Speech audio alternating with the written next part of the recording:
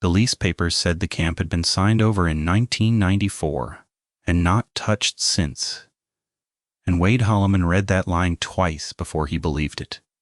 30 years. A man could be born and grown and gone gray, waiting on a place like that to change hands. He set the folder on the dash of the truck and looked through the windshield at the gate.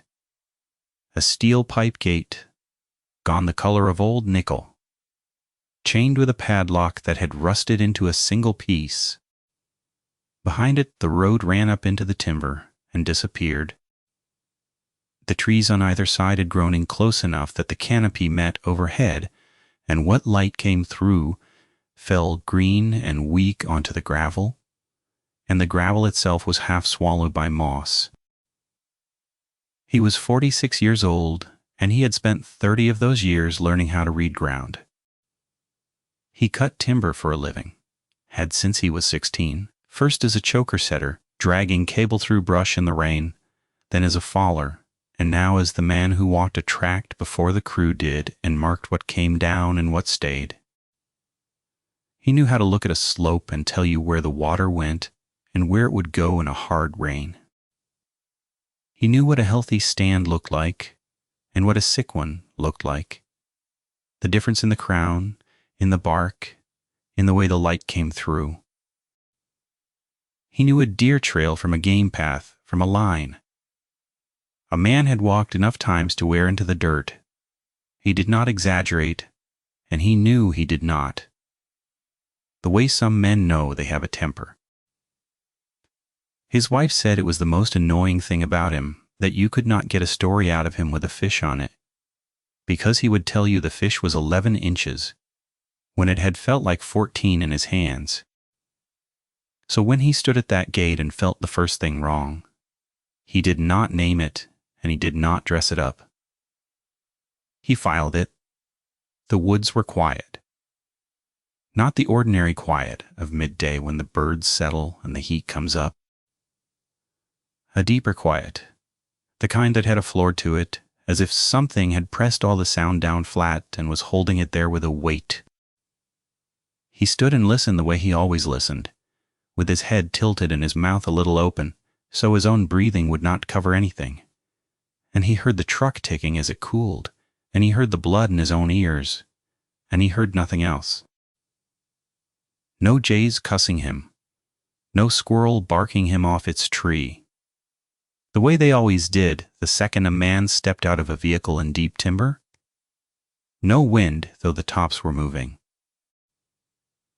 The silence bothered him before anything else did, and he had been in a lot of quiet woods, and none of them had ever been quiet like this. His partner on the lease was a man named Cyrus Bett, who ran a small excavation outfit 2 valleys over and had put up half the money. Cyrus came up the road in his own truck 20 minutes later, and the two of them stood at the gate with the folder open on the hood and went over the maps. An old hunting camp, near the center of it, marked on the survey as a cluster of 3 buildings around a clearing, with a spring-fed pond below. The previous owner had been a timber company that folded, and before that a family that had run the camp for paying hunters going back to the 40s. Somewhere in the early 90s it had simply closed. No fire, no sale. The hunter stopped coming, and the family let the lease lapse, and nobody had walked the ground since. 30 years, Cyrus said. And nobody so much as cut firewood off it.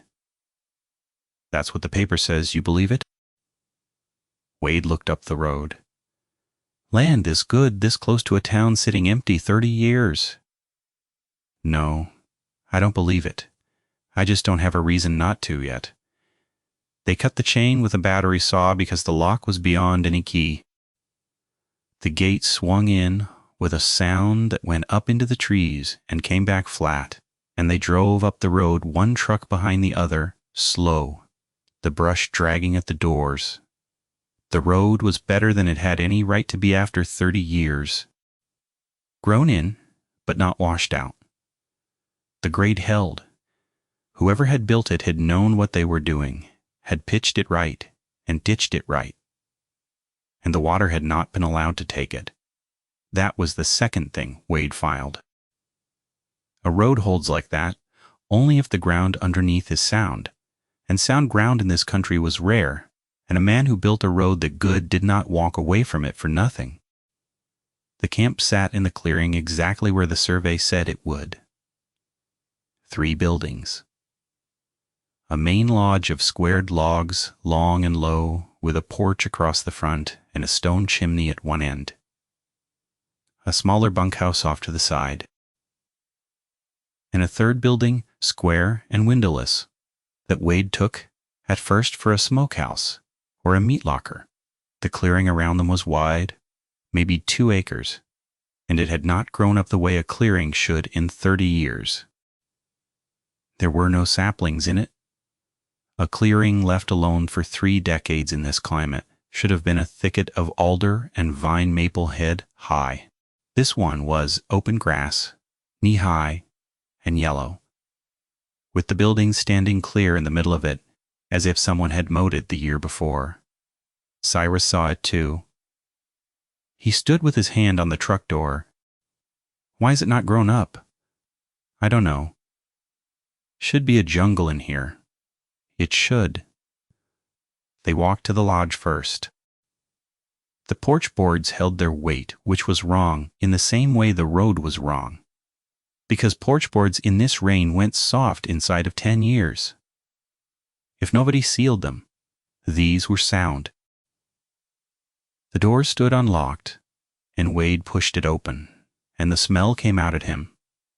And the smell was the third thing, and it was the first thing he could not file under anything ordinary at all. It was not rot. That was what stopped him. A building shut up 30 years should have smelled of mildew and mouse, and the slow, sweet rot of fabric and wood giving up. This smelled of none of that. It smelled faintly of wood smoke, old and cold, but present. The way a stove smells a day after the fire is out. And under that something else, a musk, low and animal, the smell of a den or a kennel, the smell of a large warm body that had been in the room not long ago. Wade stood in the doorway and breathed it, and his skin moved on the back of his neck before his mind had caught up to why. Inside, the lodge was furnished, a long table down the center with benches, bunks along one wall, a cast-iron stove, and beside it a wood box, and in the wood box split wood, dry and gray with age, but stacked clean. On the table sat tin plates and cups, set out as if for a meal, not scattered the way a place gets when it is abandoned in a hurry, not knocked over and gnawed and nested in, set out, squared to the table edges. 8 places. Wade counted them twice. 8 tin plates, 8 cups, 8 sets of flatware laid straight with a film of dust over all of it, so even and so undisturbed that he could see the place had not been touched, and the not touched was worse than ransacked would have been, because ransacked is what time does, and this was something time had not been allowed to do. Wade, Cyrus said from the far end. He was standing at a wall where a sheet of plywood had been nailed up over what might have been a window. The plywood was scarred. Long parallel grooves ran down it, 4 of them in a set, and then another set crossing, and another, dozens of them, gouged into the wood deep enough to throw splinters. Wade put his hand flat against the marks. The 4 grooves in a set spread wider than his spread hand. He measured them against his fingers, and they did not match anything that made sense. They were too far apart for a bear, and a bear would have torn the plywood off, not raked it. These had been drawn down the wood slow, with weight behind them, again and again on the inside of the building. Something had stood in this room and worked at that covered window from the inside, patient for a long time. He did not say any of that. He said, "We should look at the other buildings while we've got light." The bunkhouse was empty in the ordinary way, just bare frames and a swept floor, and that almost steadied him, because empty in the ordinary way was a thing he understood. The third building, though the square, windowless one, was not a smokehouse. The door was iron, set in a frame of mortared stone, and it was barred from the outside with a timber dropped into 2 iron brackets, and the timber was as thick as Wade's thigh. Whatever that building had been built to hold, it had been built to hold it in, not out. The bar dropped from the outside. You did not bar a smokehouse from the outside. With a beam a strong man could barely lift. He stood looking at it, and Cyrus came up beside him, and neither of them moved. To lift the bar. "I don't like that," Cyrus said. "No. Why's a hunting camp got a building you bar from the outside?" Wade did not answer, because he did not have an answer that he was willing to say standing there in the last of the light with the woods that quiet around them. He looked at the bar and he looked at the iron brackets, and he saw that the brackets had been replaced more than once. The stone around them was patched where older brackets had pulled loose and been reset. Someone had barred that door, and the thing inside had worked the brackets out of the stone, and someone had reset them deeper. And it had happened more than once, over years by the look of the patching. He filed that, and he did not like the shape of what it was becoming as the pieces stacked. They drove out before dark. Neither of them said much on the way down the road. At the gate, Wade got out and wired it shut as best he could, and stood a moment looking back up into the timber where the road vanished, and the quiet up there had not lifted, and the light was going out of the trees, and he had the clear sense standing there that the camp was not empty now and had not been empty for 30 years, and that the lease papers were true in only the narrowest possible way. The hunters had stopped coming. That did not mean nothing. Had stayed. He went home to his wife, Marlene, and their place at the edge of town, a single-story house with a wood porch and a yard that ran back to a fence and the dark beyond it.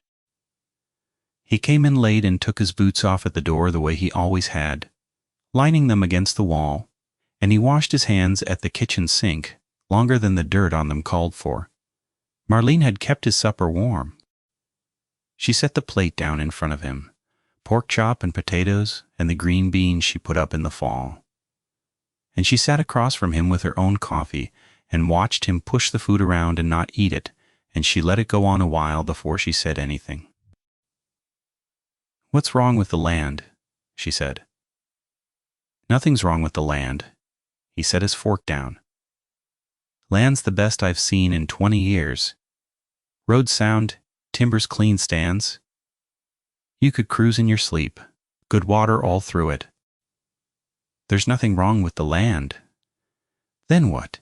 He turned his fork over and looked at the back of it. "Buildings are wrong." "Wrong how?"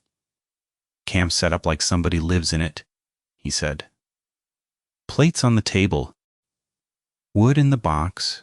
Split and dry. Place doesn't smell. Shut up. Smells, lived in."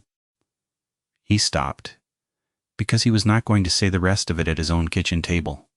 The smell that was not wood smoke, the grooves in the plywood, the door barred from outside. "And we got paper in the truck says nobody's set foot on it since before we were married." She did not laugh at him. She had been married to him for 19 years, and in 19 years she had never once known him to make a thing bigger than it was. He was the man who told you the buck was a 4-point when the other fellows would have sworn it a 6, the man who called 11 inches, and would not round up. If Wade said the buildings were wrong, then somewhere up that road there was something wrong, and she had lived with him long enough to know the difference between her husband worried and her husband unable to put a name to a thing. And this was the second one, which he had almost never seen. "You going back?" she said. "I have to. Cyrus and I have 400 acres and most of a year's work in front of us and a contract behind it. I can't make a call on the ground till I understand what I'm looking at." He heard how that sounded even as he said it. The practical words laid down over the top of something that was not practical at all. And he thought she heard it too. She did not ask him to leave it alone. She knew that would do no good, that asking Wade to walk away from a thing he did not understand was like asking the creek to run uphill. She cleared his plate, and they went to bed. Later in the night, though, he woke, and the bed was empty beside him, and he lay still and listened. And he heard her moving through the house, the front door first, the deadbolt thrown, then the back, then the windows in the front room, one at a time. The small sounds of a woman checking every latch in a house at 2 a.m. She had not checked the doors in years.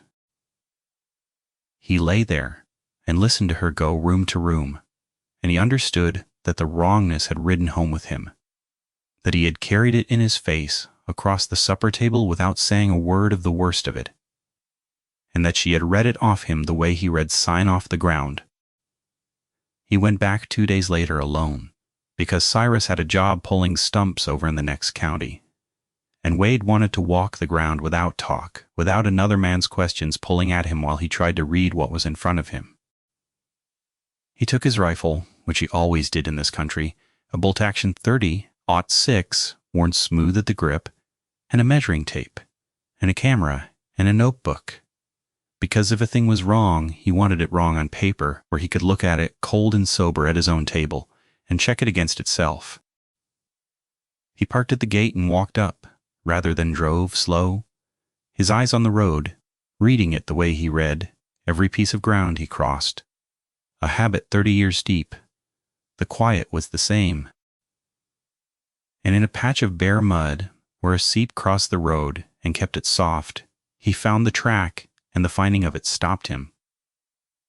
The way a sound in the dark stops you. It was a single clear print, pressed deep into the mud, deeper than his own boot pressed beside it when he set his foot down to compare, which meant weight, real weight, a good deal more than a man. It was long, longer than his own boot, by a third, and it had toes.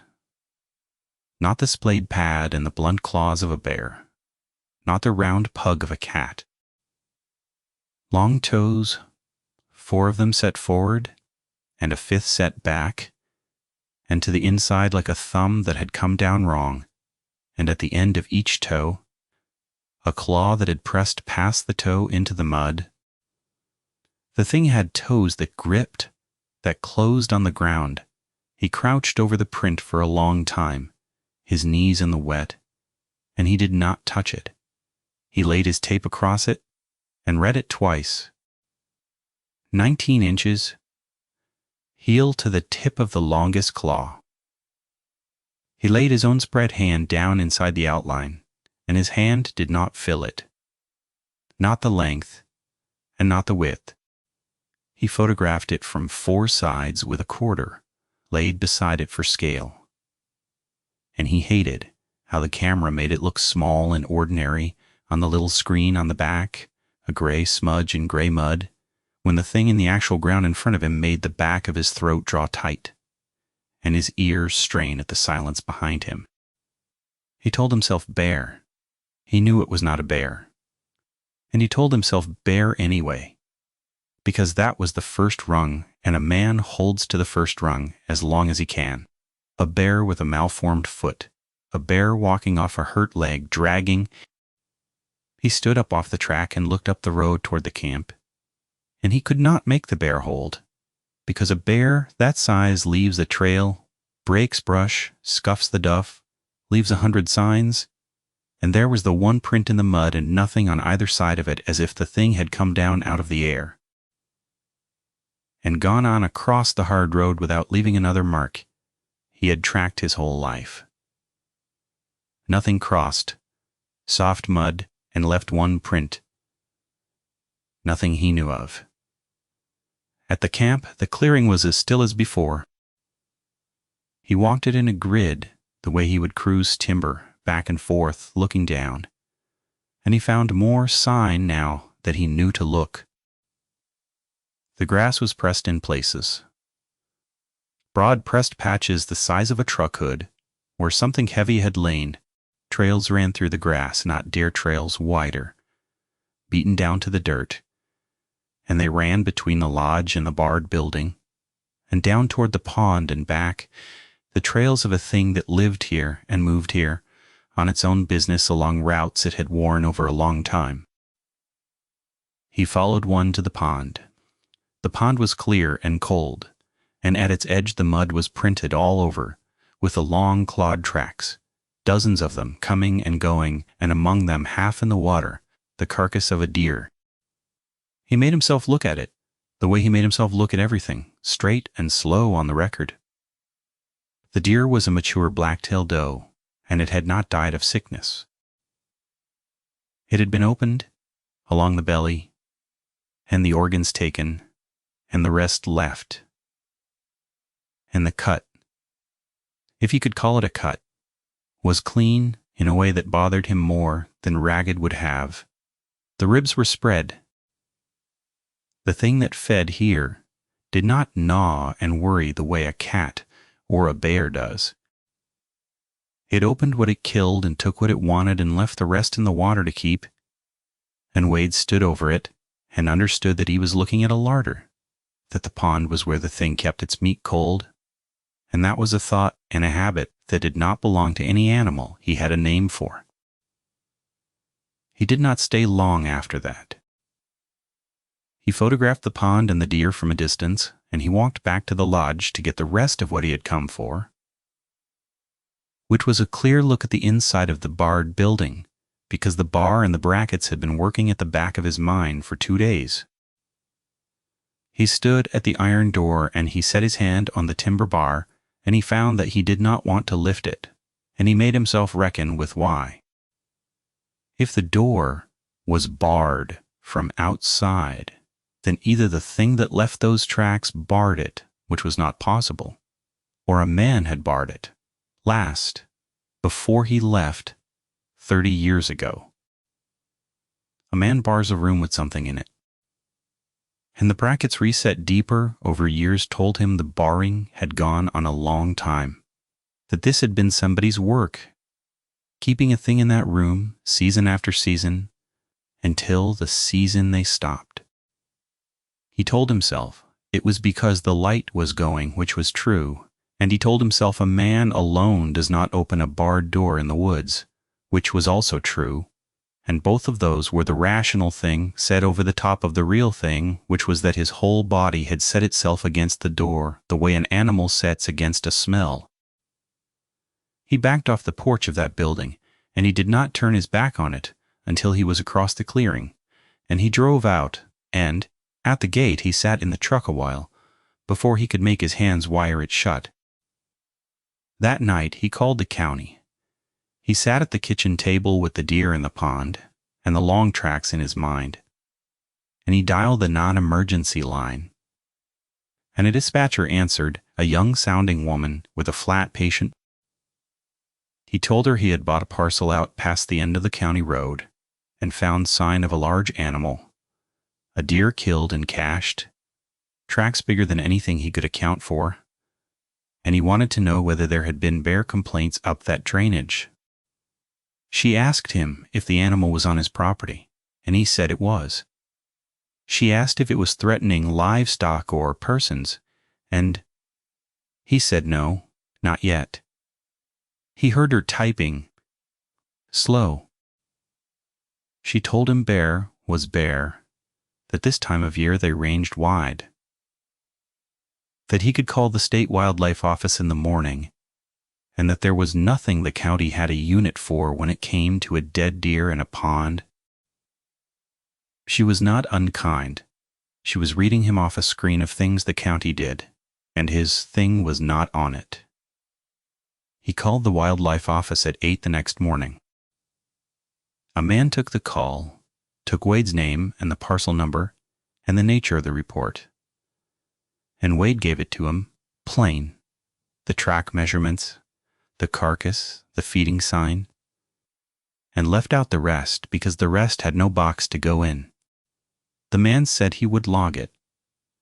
He said someone would follow up if there was a pattern of complaints in that unit. Wade asked when, and the man said he could not give a time, that they were short-staffed, and the calls they ran were the calls where stock was being killed or a bear was in somebody's yard. Wade thanked him and hung up and sat with the phone in his hand. And he understood from the flatness of the man's voice, the practiced patience of it, that no one was coming. He had handed his report into a system built to handle ordinary things, and the thing on his ground was not ordinary, and it would fall clean through every gap in that system without anyone ever once driving up the road to look. Whatever this was, it was his and Cyrus's to carry, and the carrying had already started whether they had agreed to it or not. Cyrus came up with him the next time, and Wade walked him through it without leading him. Let him find the track in the mud himself. Let him stand over the deer in the pond himself. Let him put his own hand against the gouged plywood inside the lodge.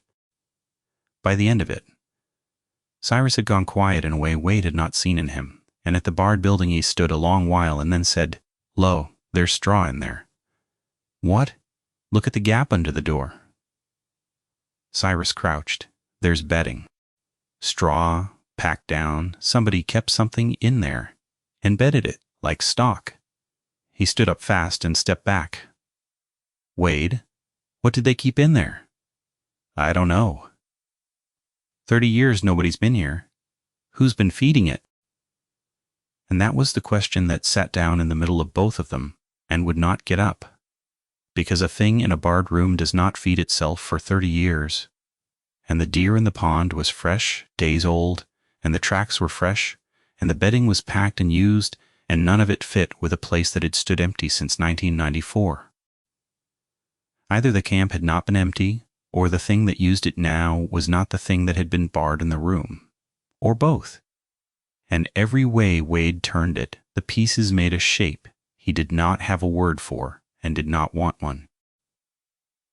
They found the journals that afternoon in a tin box under the floor of the lodge, where a board near the stove sat proud of the others by a 1/4 inch, and Wade pried it up. Because a proud board in an otherwise sound floor is a board somebody has lifted before. Underneath, in a space dug into the crawl and lined with flat stones, sat the box, a old ammunition tin gone orange at the seams. The box held ledgers, the camp's records going back to the 40s, hunt logs and supply lists and bills of sale, in a dozen different hands. The long, ordinary paper trail of a place that men had run as a business for 50 years. Wade did not have time for most of it, and did not want most of it. He went through it fast, kneeling on the floor, with Cyrus holding a light, and the last book in the box was different from the rest, and he knew it was different before he opened it, because it was newer and the binding was not broken from use the way the hunt logs were. It was a daybook, and its early pages were the same as the others. Supply runs and weather and the count of hunters up for a season. The later entries were not about hunts. They were about feeding. A man whose name appeared nowhere in the book kept a record, in a tight, careful hand that pressed hard into the paper, of what had to be brought up to the camp, and how often, and in what amount, and the amounts were not the amounts a camp of men eats. They were the amounts a thing eats. Whole quarters of beef. Hogs bought live and brought up.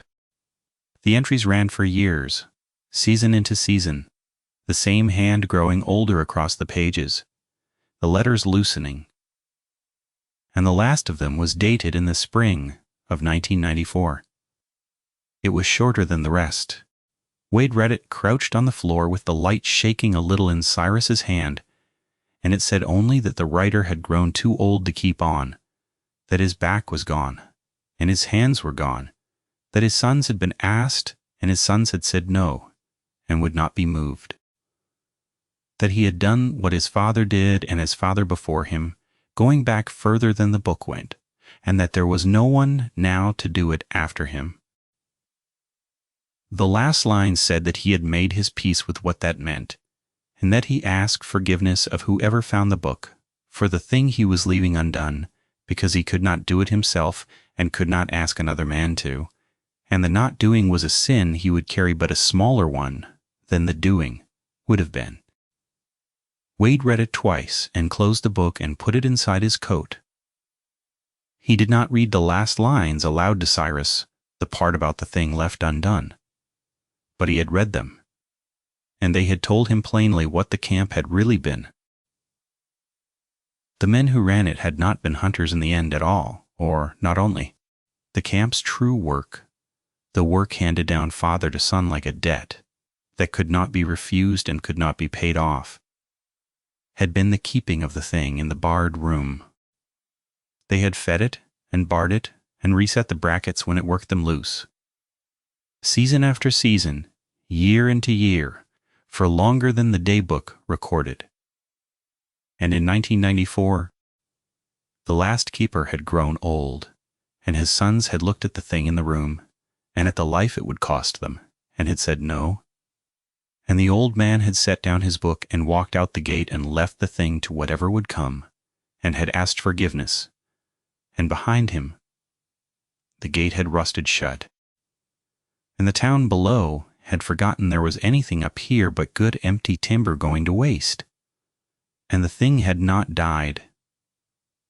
That was the part Wade could not get around as he drove home in the dark, with the book heavy in his coat. Barred in a room, abandoned by the only men who fed it. And 30 years later there were fresh tracks in the mud and a fresh kill in the pond and packed bedding under the door. It had gotten out. Of course it had gotten out.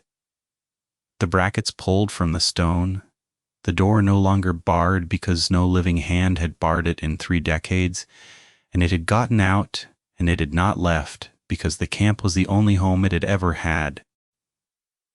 And it had stayed and hunted the 400 acres, and kept its meat in the coal pond, and lain in the sun in the clearing.